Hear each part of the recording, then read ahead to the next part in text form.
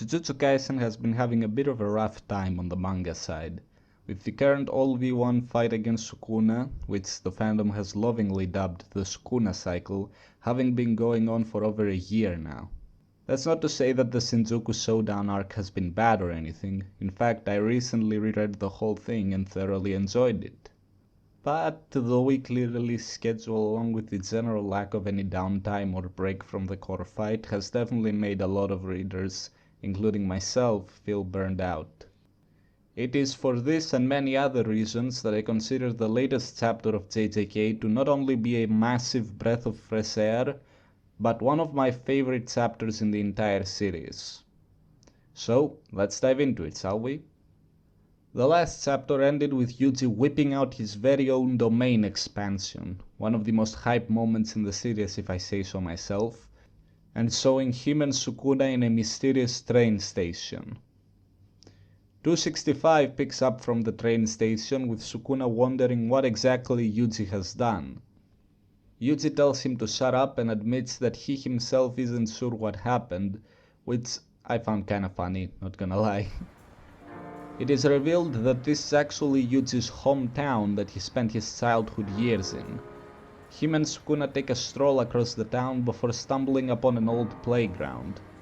There they see a flower which Yuji thinks is the morning glory, only for Sukuna to correct him, saying that it is a hydrangea, information that he got from Megumi's memories.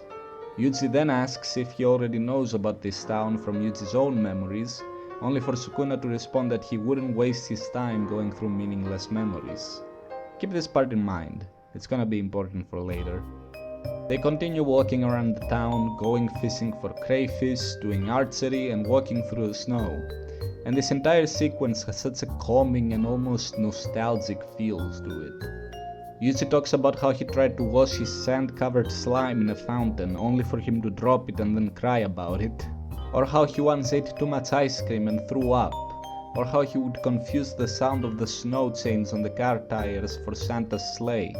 It feels like a lot of the stories Yuji tells are Gege's own childhood experiences that he quietly shoved in, which I really love. It makes the entire sequence feel very authentic. Sukuna, however, doesn't love this little tour and tells him to get to the point. Yuji explains how he used to think that if he died fulfilling his role, then that would be a proper death, but that no longer feels right to him. Things like walking the dog, raising a family, or even doing nothing but eating, shitting, and sleeping are all fine ways to live your life, because the true value of human life lies not just in one's own memories, but also in the memories he leaves behind to the people around him.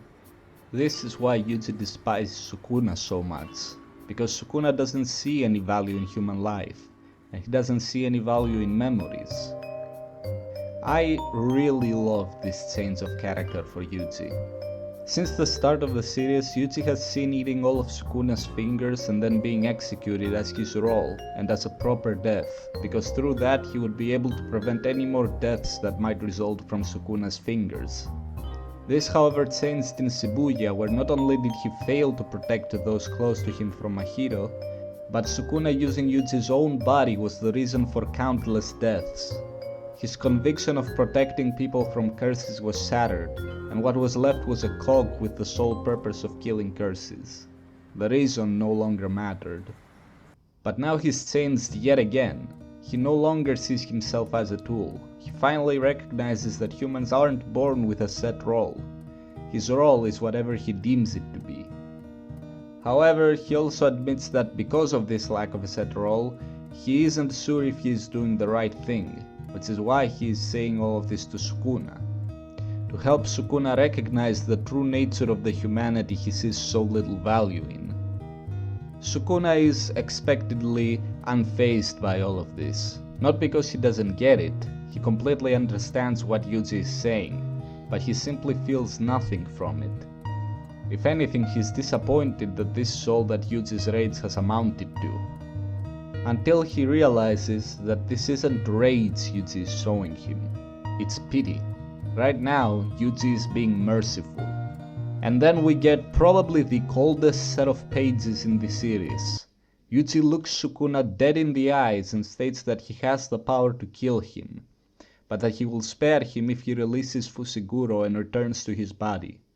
Sukuna is enraged at this and tells Yuji that he will kill every human he values right in front of his eyes. The official translation, while normally sucking ass, actually goes even harder here, with Sukuna saying he's gonna tear Yuji asunder, and then before his severed head he will kill everyone he prizes. What a hype way to close off this banger of a chapter. If I were to have one criticism of this chapter is that I feel like there should have been more build up to Yuji's change in outlook. Before 265, it's pretty much only addressed in the aftermath of Jojo's death, which is a little underwhelming when you consider how much build up Yuji's Cog mentality and the I am you moment had by comparison. That being said, I think this is the best endpoint for Yuji's character, him finally seeing value in his life beyond the way he dies or what role he plays. I simply wish we got more setup for it. Even so, this was a terrific chapter, easily the best of the current arc and one of the best in the entire manga. But I wanna know what you guys think. Did you enjoy the chapter as much as I did? Let me know in the comments below. Remember to leave a like and subscribe. And I'll see you all in the next one. Goodbye.